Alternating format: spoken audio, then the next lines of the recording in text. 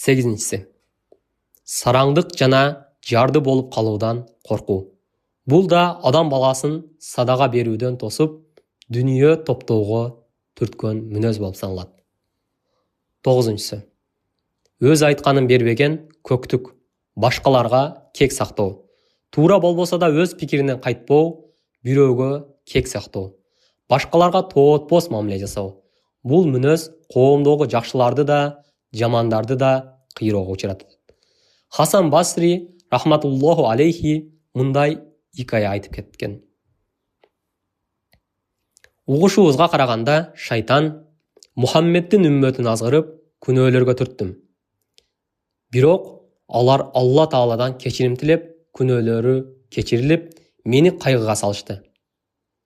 Анткени менен мен аларды башка күнөөлөргө кириптер кылам жана алар ал күнөөлөр үчүн Алладан кечирим сурашпайт. Бул куру кыял жана каалоолордун артынан түшүү деп айткан. Каргыш алгыр шайтан туура айтты. Анткени мындай кишилер кечириленип жүрүп адашып, күнөөлөргө батканын билишпегендиктен тообада келтиришпейт. 10. Мусулмандар тууралуу жаман ойдо болуу. Жаман кишилерди айыптагандан да оолак болуш керек. Элдин баарынын катасын көрүп, башкалар тууралуу жаман маалыматтарды жайган кишини көрсөң, демек анын ичи бузук, кара мүртөздүгү сыртына чыгып жатат дегендик. Ошондуктан пенде башкалар тууралуу жаман ойдон алыс болуу менен шайтандын чабуулдарынан сактанууга тийиш. Ибн Исхак рахимахуллаху мындай дейт. Сахабалардын ыйык Мадинага хижрат кылганын жана пайгамбарыбыз саллаллаху алейхи ва саллям жаңы максатташтарды, ансарларды тапканын уккан Курайш мушриктери анын күчүнөн корко башташты. Себеби анын мушриктер менен салгылашуу үчүн кол жийип жатканынан кабар алышкан эле. Натыйжада мушриктер ар дайым жыйналыш өткөрчү Дару Надвага жыйналышты. Уруунун бардык иштери ушул жерде кеңешилип, чечим чыгарылган үчүн ушундай ат коюлган. Курайш уруусу бардык маселелерин ошол жерде чеччү. Мындай жыйындарга 40ка чыга электер алынчу эмес. Алар Абу Жахилдин башчылыгы астында ишемби күнү жыйналышты. Мына ошондуктан ишемби тузак коюу күнү деп аталып калган. Нажиддик абышканын кейпин кийген Иблис да бул жыйынга катышмай болду. Ал кулпурган жибек кемсел кийип, бай манаптын кейпинде эшиктен кирип келгенде, мушриктер бул ким эле деп бири-биринен сурай кетишти. Шайтан аларга Нажид аймагынан келдим. Жыйында эмне кеп болоорунан билгим келди. Балким кай бир маселелерге силерге кеңеш берермин деди. Курайштар ага уруксат берди да жыйынды башташты. Мушриктер пайгамбарыбыз саллаллаху алейхи ва саллям эмне кылыш керек деп кызуу талашка түшүштү. Алар жалпысынан 100 киши болчу. Кай бир риваяттарда 15 киши деп да айтылат. Абу Бухтари бул Бадыр согушунда капырлардын катарында өлгөн. Ушинтип айтат. Аны чынжырга матап туруп, камап таштайлы. Мурунку жана кийинки акын сыйкырчылар туш болгон акыбетке ал да туш болсун деди. Нажиддик абышка кейпиндеги шайтан: "Жок, туура эмес. Силер аны чынжырга матап камайбыз десеңер, али эшик жабыл электе анын кишилери каптап келип, колуңардан куткарып кетет. Анан күч топтоп алып силерди кыйратат. Ошондуктан бул ой туура эмес. Башка чарасын тапкыла" деп ага каршы болду.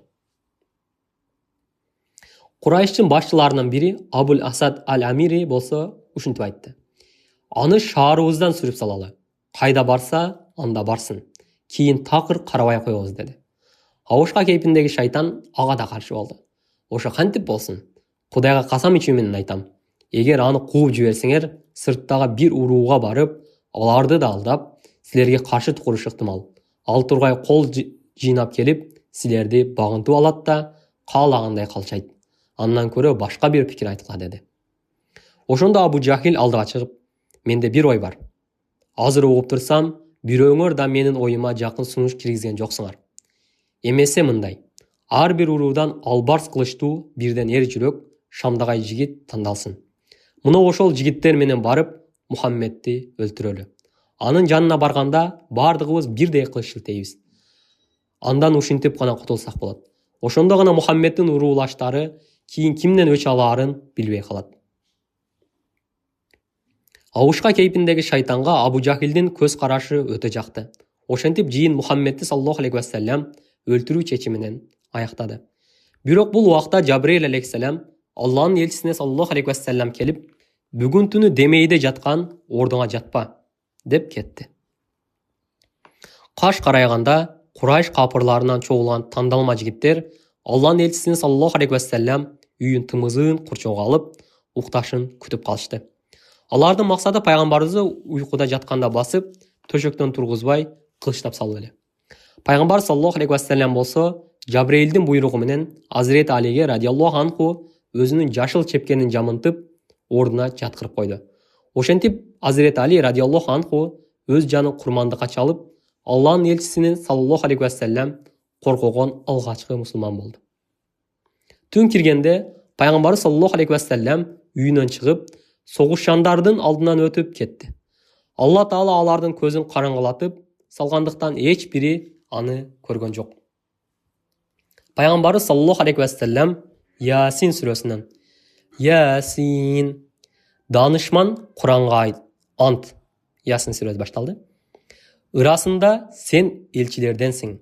Туура жолдогу бул ызаттуу мээримдүүнүн түшүргөнү. Аталары эскерилбей калган жана алар бейкапар болгон коомду эскертүүң үчүн. Сөз алардын көпчүлүгүнө небак бекемделген, алар ишенишпейт. Биз алардын моюндарына ээктерине чейин богоо койгонбуз. Алар керкейип, жүрөгү аргасыз. Биз алардын алдынан да, артынан да тосмо койдук. Аларды ороп салдык. Алар көрө алышпайт. Ясин сүрөсү деген маанидеги аяттарын окуду да көздөгөн жагына сапар тартты. Ошол учурда аңдып тургандардын жанына бирөө келип, бул жерде кимди күтүп турасыңар деп сурады.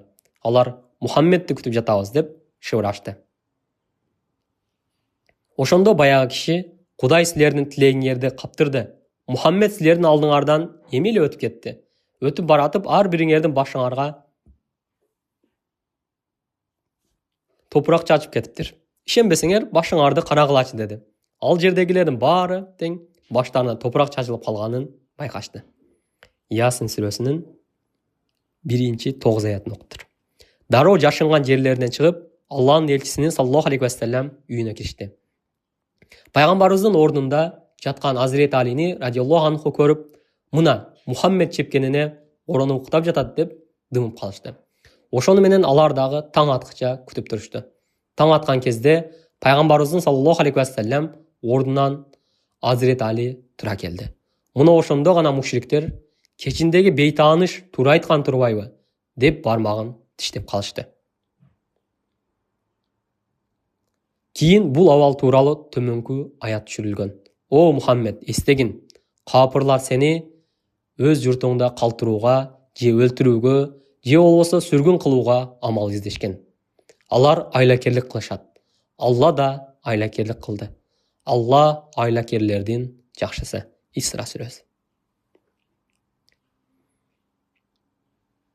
Ушул окуядан кийин Алла Таала өз элчисине саллаллаху алейхи вассалам Меккеден чыгып кетүүгө уруксат берди. О жараткан эгем, мени туура кирип, туура чыгышымды насип кыл. Өзүң тараптан күчтүү жардам бер деген. Исра сүрөсү 80-аят. Ибн Аббас радиаллаху анху бул аятты түшүндүрүп жатып мындай деди. Жабрейил алейхиссалам пайгамбарыбыз саллаллаху алейхи вассалам жанына Азирети Абу Бакырды алуусун буйрду. Хаким ан Нисабури Азирети Алиден риваят кылган бир хадисте пайгамбар саллаллаху алейхи вассалам хижрат кылуу буйругун жеткирип келген Жабрейилден алейхиссалам жанымда ким болот деп сураганда Жабрейил периште Абу Бакыр деп жооп берген. Пайгамбар саллаллаху алейхи вассалам Меккеден кетээрин Азирети Алиге айтып, карамагындагы аманаттарды ээлерине тапшырууну буйрду. Аны Меккеде калтырды.